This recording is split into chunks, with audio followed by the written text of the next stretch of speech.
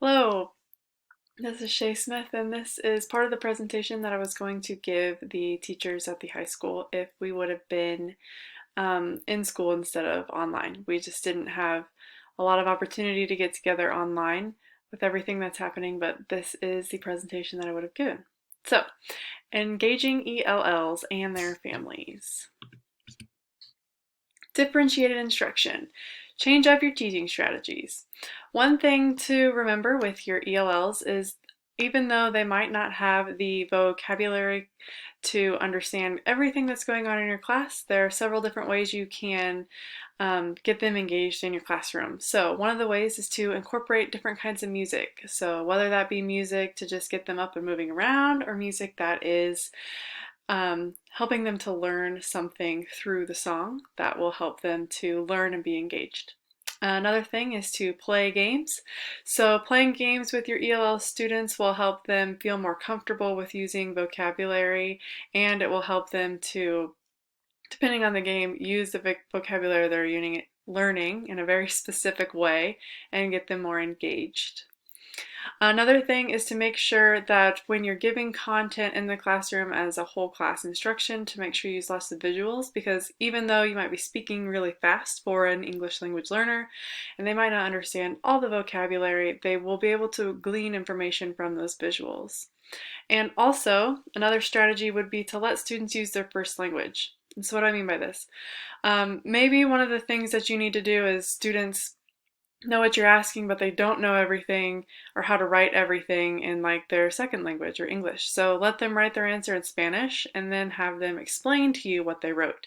This will give them just some writing practice, but also help them to explain so you know that they understand the concept.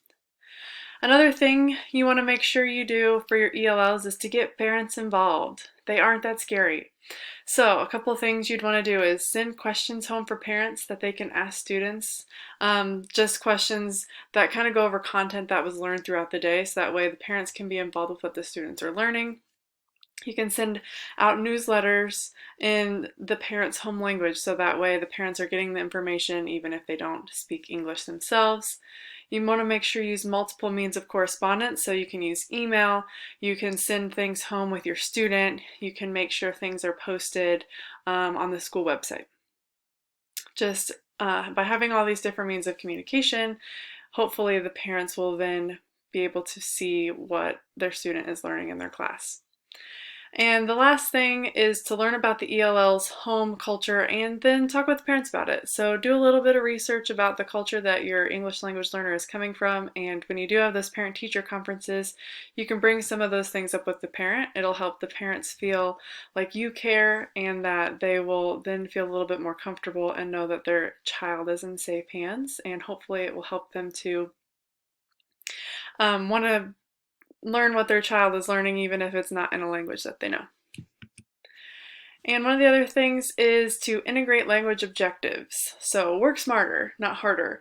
So what you want to do is make sure that you're already doing lots of different content objectives, and you can just put those language objectives into the lessons that you already have planned. No need to reinvent the wheel, but just adding little things on here and there can get those language objectives for your ELLs. And then if you have the time in your classroom, try to spend some one time with your ELL student and just make sure you really know where they are with the content and that they're understanding stuff and that you know exactly where they are in their learning process. And then you also want to remember that students can understand content even if they don't understand all of their second language or English. So just make sure that you know that even though your student might not be speaking verbally, they are still gleaning information. And so don't think that they aren't taking things in. That's why you want to use music, use visuals, use different ways to keep your kid, your ELLs engaged, and they will learn some of those things. And they just might not be able to verbally process, but as those skills get there, remember that it takes time and that your students are on the right track and that they will get there in their own time.